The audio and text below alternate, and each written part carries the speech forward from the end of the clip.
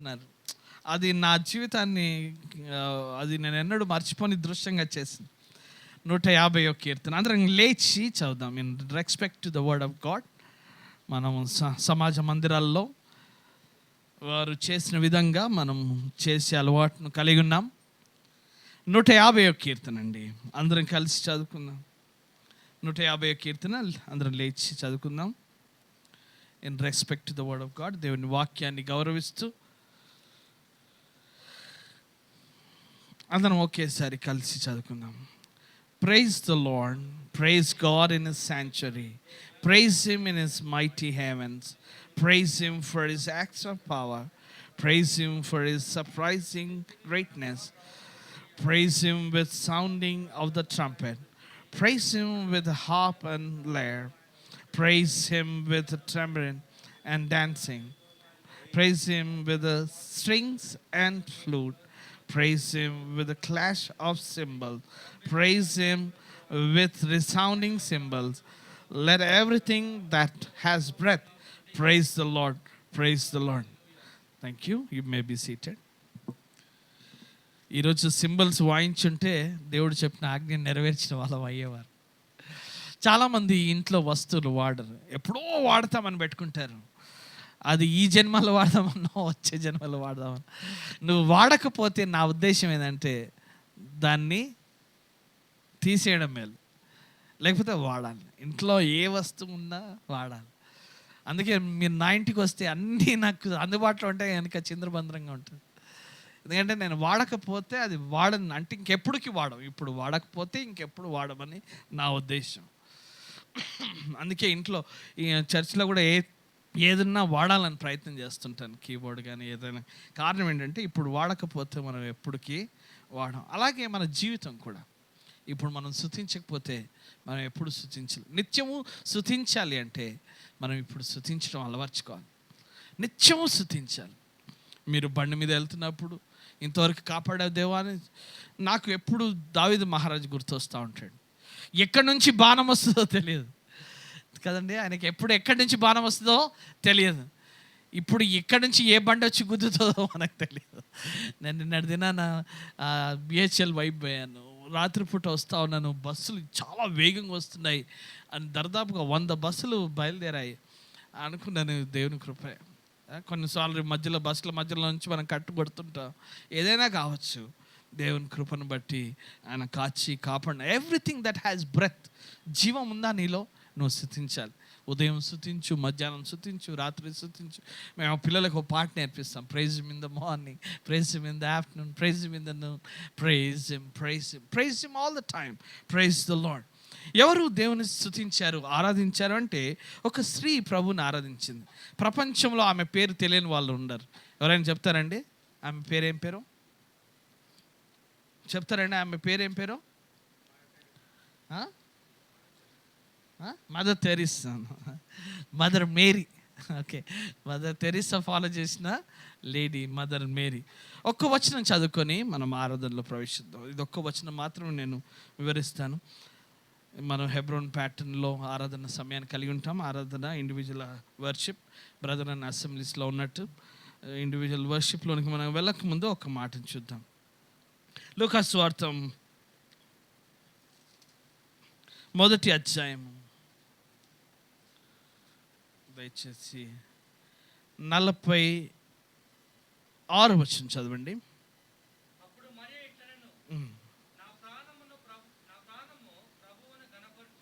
Notice this word, my soul magnifies the Lord, she says. నా ప్రాణము ప్రభువుని గణపరచున్నది.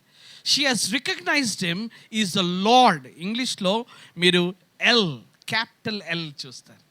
అంటే ఆమె యెహోవా దేవుడే, యేసు ప్రభువు, ఆయన నా ప్రభువు అని ఆమె ఆరాధిస్తూ ఉంది. Mother Mary worships the Lord Jesus Christ. She knew he is the one who carries the whole universe. Whom she is carrying is the one who carrier of the whole universe. తను మోయిచున్న, తన గర్భమందు మోయిచున్న బిడ్డ ప్రపంచాన్ని మోయిచున్న వాడని తను గుర్తించింది. Firstly, she recognizes, magnifies the Lord. రెండవది she glorifies. తను ఏం చేస్తుందండి? తర్వాత చదవండి. నా ప్రాణము చిన్నది, నా ఆత్మ. నోటీస్ దట్ వర్డ్, నా దేవుడు. Possessive pronoun. She uses possessive pronoun. ఇప్పుడు ఒకవేళ నేను శామ్యుయల్ని సాక్ష్యం చెప్పమంటే నా రక్షణ దినము అని చెప్తాడు. Because he has a salvation day. రక్షింపబడిన దినం, నా టెస్ట్ మనీ, నా రక్షణ, నా personal savior is Jesus Christ. My personal testimony, my personal relationship with Jesus, my personal salvation, my personal relationship with Jesus. యేసుక్రీస్తు ఆమె ఏమంటుందంటే నా ఆత్మ, నా దేవుడు. Notice that word. He says my baby అని అనట్లేదు. ఇంకా బాలయేసు కాదు. Is not a infant Jesus, is not a child Jesus. బాలయేసు, శిష్యుడైన యేసు కాదు. తాను ఏమని గుర్తిస్తుందంటే ఈజ్ గాడ్, ఆయన దేవుడు. రెండవదిగా ఏమని అంటుంది? Saviour. 3 things we can see. తండ్రి, కుమార, పరిశుద్ధాత్మ. Is the lord, that means ఆయన యెహోవాయే. రెండవది ఈజ్ గాడ్, కుమారుడైన దేవుడు.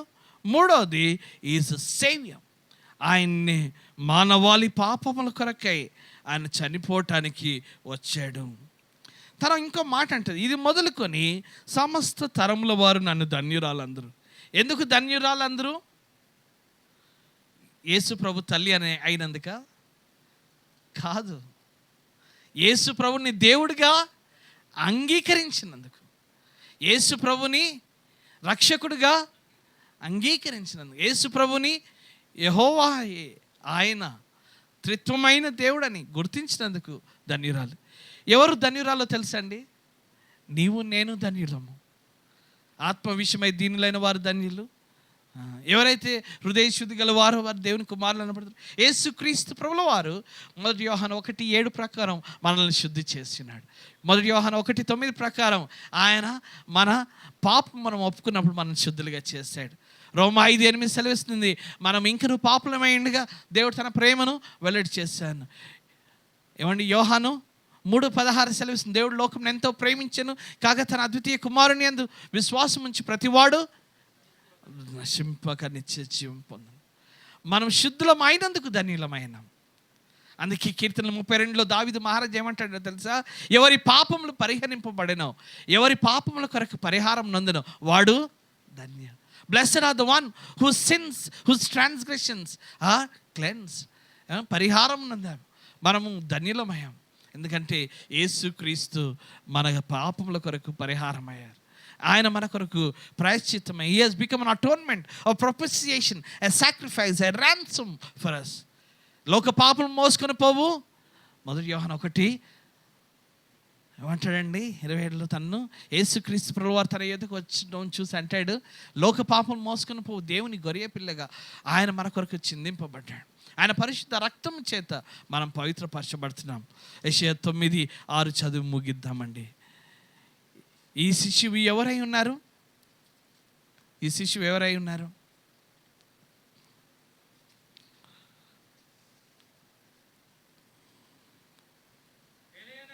ఏలయనగా మనకు శిశువు పుట్టెను, మనకు కుమారుడు అనుగ్రహింపబడెను, ఆయన రాజుల రాజు, ఆయన భుజం మీద రాజ్యభారం ఉండను. ఆయన ఆశ్చర్యకరుడు. ఇందాక మనం చదివిన కీర్తనలో 150 కీర్తనలో ఆయన ఆశ్చర్య కార్యములను, పరాక్రమ కార్యములు ఇశ్రాయేలు పక్షంగా చేసిన వాడు, నేను ఆ పక్షంగా చేయవాడు. తర్వాత ఆశ్చర్యకరుడు, ఆయన పేరే వండర్ఫుల్. తర్వాత is the prince of peace, ఆలోచనకర్త, బలవంతుడైన. Notice that is not a baby, is not a infant Jesus, is not in a lap of mother Mary, is the eternal God, eternal father, నిత్యుడాగు తండ్రి, బలవంతుడైన దేవుడు యేసు క్రీస్తు. ఆయన పంచభూతాలను ఆయన మాటతో చేశాడు. ఆకాశం అందున్నవని చేశాడు. యోహాను 1:4 అంటున్నాడు, కలిగినది ఏది ఆయన లేకుండా కలగలేదు. ఆయన్నే వెలుగై ఉన్నాడు, ఆయన్నే గొర్రెల ద్వారమై ఉన్నాడు, ఆయన్నే జీవమై ఉన్నాడు, ఆయన్నే వంతెనై ఉన్నాడు, ఆయన్నే ఏమండి నిత్యమైన వెలుగై ఉన్నాడు, ఆయన నిత్య జీవమై ఉన్నాడు. యేసుక్రీస్తుని ఎరుగుటయే యోహాను 17:3 అంటున్నాడు, యేసుక్రీస్తుని ఎరుగుటయే నిత్య జీవం. తనెందరు అంగీకరించెదరో వారికి అందరికీ దేవుని పిల్లలగుటకు అధికారం ఇచ్చాడు. యేసుక్రీస్తు ప్రేమస్వరూపి అయి ఉన్నాడు. యేసుక్రీస్తు ప్రేమను దించాలంటే ఎవరిని దించాలని చెప్పాను? ప్రేమ మత్సరపడదు, డంబంగా ప్రవర్తించదు. యేసు మత్సరపడడు, డంబంగా ప్రవర్తించడు, ఉప్పొంగడు, అమర్యాదను ప్రవర్తించడు, అపకారమును మనసున ఉంచుకున్నాడు. ప్రేమను గీయాలంటే యేసు క్రీస్తు ప్రేమస్వరూపి. పరిశుద్ధతను గీయాలంటే ఒక మేఘమో ఒక వెలుగునో కాదు, యేసు క్రీస్తుని గీయాలి. అందుకే ఆ యొక్క పాపి అనే జక్కే లేచి నిలబడి అంటాడు, ఇదిగో ప్రభువా, తన తెలుపు తనకు తెలుస్తుంది, అందరూ పాపం చేసి రోమీయులు 6:23 అంటాడు, దేవుడు అని గురించి మహిమను పొందలేకపోతున్నాడు. యేసయ్య తన ఆ మహిమని ఇవ్వటానికి లోకం నిత్యుడగు తండ్రి, సమాధానకర్త, బలవంతుడైన దేవుడు ఏమంటున్నాడండి? నిత్యుడగు తండ్రి అని, ఆ సమాధానకర్త, మన జీవితాల్లో సమాధానము, ఆయన నిత్యుడగు తండ్రిగా ఉన్నాడు. ప్రభుని ఆరాధిద్దామండి. ఒక సహోదరి ఒక సహోదరుడు మధ్యలో ఆరాధిస్తూ ఉండండి. ఆరాధనలో ప్రవేశిద్దాం.